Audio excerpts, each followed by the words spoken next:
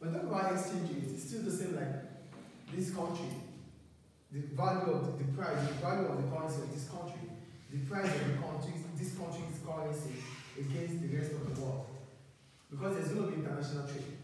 And whenever there's international trade, it means there's going to be an exchange between currencies. That's why we need to have what? An exchange rate market. So we'll call it the foreign exchange market. Is it clear? So what's an exchange rate? An exchange rate is the price of a country's currency against the rest of the world's currency or other countries' currency. So yeah, I wrote an exchange rate is the price of the country. That means, for example, this country, Libya, the price of the dinars in terms of the dollars, the pounds, and the euro. The price of the dinars against, or in terms of the dollars, in terms of the euro, is what we call exchange rate. Is exchange rate clear? Yeah. So what are the importance of exchange rates? One, it is used in facilitating international trade. International trade. I already said earlier when I started, I said, because there's going to be international trade, there's going to be trade between countries, then there's points to exchange currency. There's a need to exchange currency. So that means with the foreign exchange market or with the exchange rate, there's possibility of us facilitating trade. That means there's going to be trade relationship between countries because we are able to get their currency, they are able to get our currency. We are able to reach agreement in terms of the currency we need to use for our trade relationship. Do you understand? Yes. That's the first one. So, for example, an increase in the exchange rate of a country will increase the country's demand for imports, while at the same time, the exports of such country will fall as prices of exports will increase. What are we saying here? Because there's international trade, there's international, okay, here is the second one. It said it determines the international competitiveness of a country. So when we talk about international competitiveness of a country, it means how you are able to deal in terms of imports and exports. But basically, are you internationally competitive? What will make you to become internationally competitive? It is if the prices of what you export is cheaper. If the prices of what you export out of this country is cheaper, then you will be internationally competitive. Why? Because consumers always want to buy products that are what? That are less in price, that are cheap. Do you understand? Yes. So, if the price of the dinars rises against the dollars, what is the implication? The implication is this. Dinars will be able to buy more of dollars. That means our demand for imports will rise. Do you get it?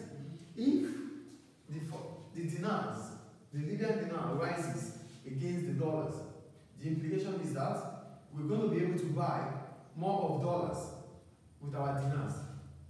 And that means our imports becomes cheaper because we'll be able to buy more imports with our dinars. Do we understand? Yeah. And at the same time, if we are to export, by contrast, if we have to export out of this country, our export prices will rise. So the dollars will not be able to buy as much as dinars it used to buy. So that means the dollars will not be enough to buy things from this country, as we are going to be able to buy from other countries.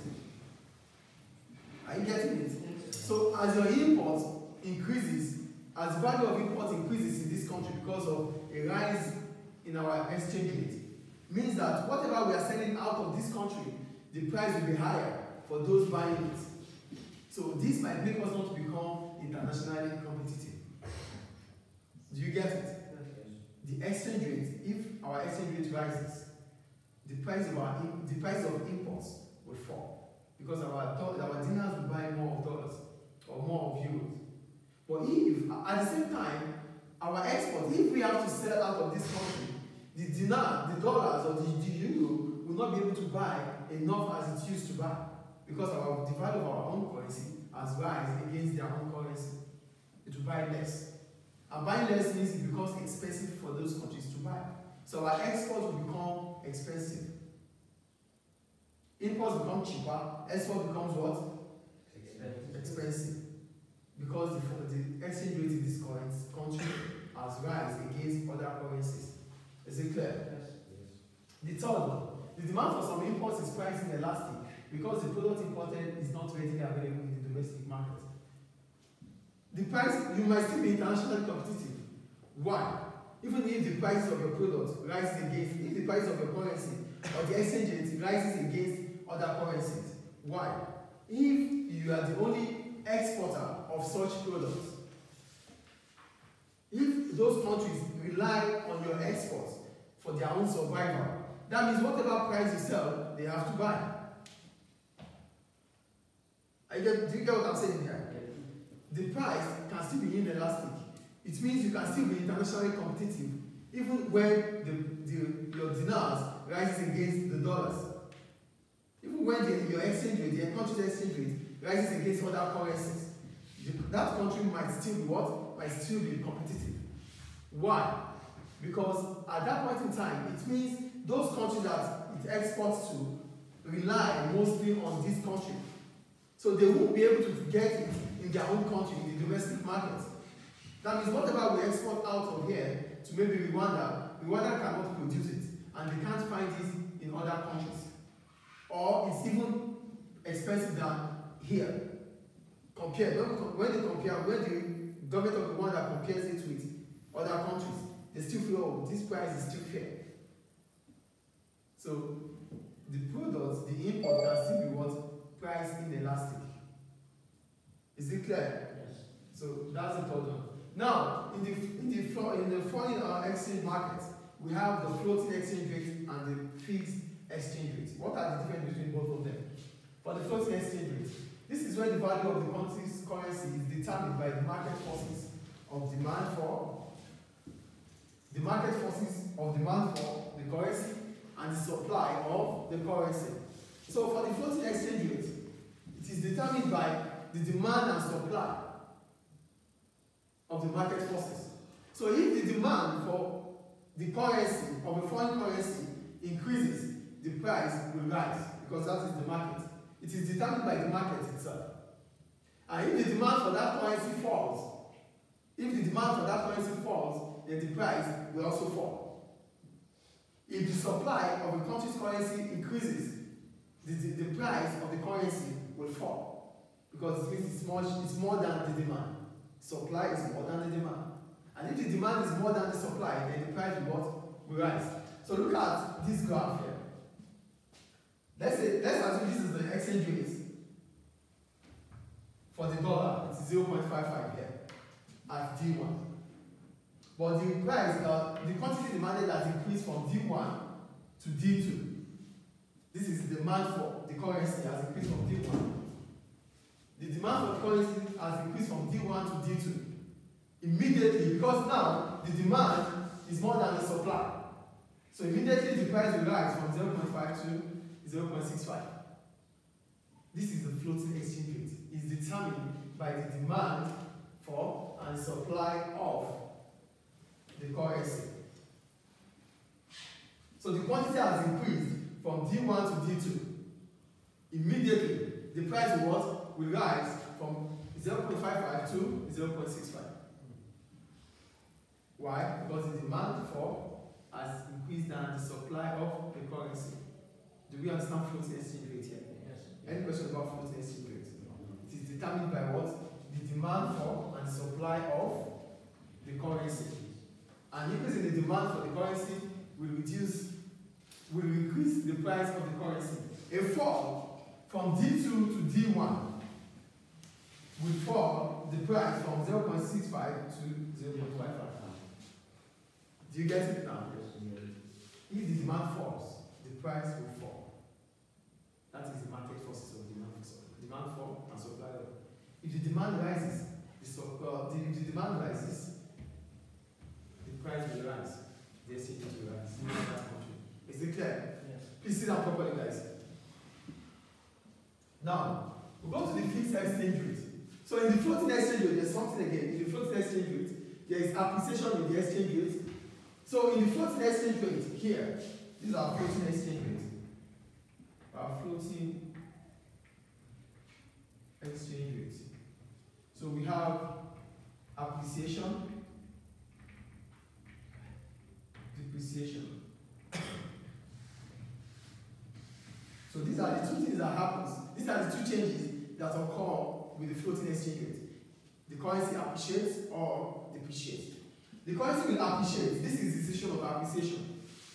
If the demand increases, the price will rise, then it appreciates. Do you understand? So there's always appreciation. And when the price falls from 0.65 to 0.55, it depreciates. Is it clear? Yes. Okay. So I wrote it already here. The floating exchange rate, there's appreciation in the exchange rate. The rate rises against the other currencies. So there's appreciation in the currency. If the demand for dollars increases in the market, then if the demand for dollars increases in the market, it will appreciate. Do you understand? That means the dinar is more than the dollar in terms of the price. And if the dinar falls against the dollars, it becomes what? It depreciates. So sometimes in the floating exchange market, in the black market or the floating exchange rate, you see today it is 4.9, it is 4.8, it floats. So that's why anytime you want to change the dollars with you, they will ask you what is today's price? Because it is not fixed. It flows. It is determined by what the market forces of demand for and supply of. So that is why they constantly ask you, oh, how much is the price right now? The price changes. And when you check the price, they will tell you, this is not, it does not tell you the permanent price. It might change at any point in time. It's a note. Because it's what? It's a floating exchange rate. And that's what we see that we call it. Floating? Floating, yeah, it's Floating. it floats. It doesn't stay. It's not stable. Do we understand floating exchange rate here? Yes. Now, go to the fixed exchange rate. You have a question. Price and falls. What? The floating exchange rate is rises and falls. It rises and falls, yeah. So, if it was 4.9 this morning, it becomes 4.8 now. What it means is that the value of the dinar has risen against the dollar. Yeah. This is what we're talking about. Let's say this morning, $1 equals to 4.9 dinars. Yeah. Right? So that means for $1 you have to pay, this is the price for $1. Yes. In the afternoon, $1 will become 4.5. At this point in time, we'll say the dinars has appreciated against the dollar. It's not that the value has gone, but it has appreciated. Do you get it? If in the night, again, it becomes 4.9, it has depreciated against the dollar. Do we understand floating exchange rate here? Yes. So don't think as if we talk about appreciation, it means $1 must be 0.5 dinars. No. For every penny that moves is an appreciation. Do you get it? For every penny that comes out of that exchange rate, if it is 0.1, it appreciates. Is it clear? Yes. Any question about floating exchange rate? No. Okay. So we go to the fixed exchange rate. For the fixed exchange rate, it is predetermined. Why is it predetermined? It has to come with a policy.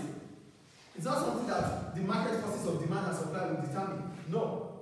It is the government that have to sit down to think, oh, at this point in time, we have to appreciate, we have to revalue our currency. Oh, at this time, the country is not going well. It needs to devalue the currency. Maybe our export is becoming, we are not internationally competitive anymore. Maybe we need to devalue our currency so that we can become more internationally competitive. So it is not just about demand for or supply of, no. It is predetermined. It comes with a policy, an economical policy, monetary policy. So government will sit down through the central bank of the country to determine if they have to revalue the currency or devalue the currency. That was what happens with the dinars. Before now, the price was 2.4 or 2.5. But now it is 4.5 as a fixed exchange rate, not in the floating rate. That price is the price come when it comes on, until the government comes up again, either to revalue it or to devalue it. The price does not fluctuate, it stays. So if you are changing your dollar in the bank, they will never ask you what is the price of the dinars today or the dollars today. Would they ask you? No. Because it is what? Fixed. It is not determined. determined by the demand for or supply of currency. Unlike this, they will ask you, how much is it now? How much is it 10 minutes ago? How much is it? I'm not selling now, I want to sell it in the next 10 days because they would have appreciated. Oh, I'm going to sell now. Speculation. I'm going to sell now because it will depreciate in the next few days. So, in the floating exchange rate, there's what we call speculation. That means a situation that will want you to really make money out of whatever you have with you. That's what speculation is. Do we understand? So I'm going to sell my dollars now because the value will depreciate tomorrow. Oh, I'm going to keep it until next week because it will appreciate next week. I have a feeling that it will appreciate next week. That is the speculation. So in the floating exchange rate, it deals with speculation. But the fixed exchange rate, whatever happens with the demand for supply of, nothing changes. Is it clear? Yes. So look at the fixed exchange rate, look at the graph here. The demand and the supply, whatever happens to them, it still remains what it is. This is fixed exchange rate. The demand and supply does not determine the exchange rate. The government determines the exchange rate. Not how many dinars we need or how many dollars we need in this country that will make it to rise or fall. No. In terms of the price or the exchange rate. But here, an increase in demand for the dollars will increase the price of the dollars against the dinars. A fall in the demand for dollars might reduce the price or the exchange rate of the dollars against the dinars. The market forces of demand and supply. Here, government decided and it is fixed, irrespective of demand or supply. Do we get it? Yes. Any question about floating and fixed exchange rate? No. Good. So, the main advantage of a fixed exchange rate is that because there is no speculation, we're not speculating anything. That means a certainty in the international market and international trade. We know that come when it comes on, whatever happens, the dollar is 5.5. Whatever happens. So there's certainty in the international market. That is the advantage of this. But here, it is based on what? Speculation. Do you understand the difference between floating exchange rate and fixed exchange rate? Yes. They could ask you the exam, what are the difference between the floating exchange rate and fixed exchange rate? The floating exchange rate is stable. It is determined by the government through the central bank. The floating exchange rate is not determined by the central bank. It is floating and it is determined by the market forces of demand for currency and supply of currency. It deals with speculation. Is it clear? Yes. So, in the fixed exchange rate, there is revaluation if the currency rises against other currencies. Unlike this one, if the value rises against, in the floating exchange rate, if the prices rise against other currencies, it appreciates. Here, it's not just evaluating, no. It comes and it will be there for the next 5 years. It stays. So, what happens with the dinars and the dollar before now was what? Devaluation. The dinars was devalued. That is why the price falls against the dollars from 2.4 or 2.5 to 4.5. That is devaluation of the dinars. So before the central bank made that announcement, they discussed it a lot and a lot of debate goes around it, yes or no, before they could say, okay, yes, we accept it. So it's not something that will just come up overnight, no. It has to be based on certain policies. And they would have checked on the implication to the economy. Is it clear? Yes. So if they feel, oh, the best bet for our economy right now is to revalue our currency, they revalue, it appreciates. Or if the best bet is to reduce or devalue our currency to make the economy go forward, they do it. So fixed exchange rate is devaluation and revaluation. Floating exchange rate is what? Appreciation and Depreciation. is it clear? Yes. Do you have any questions?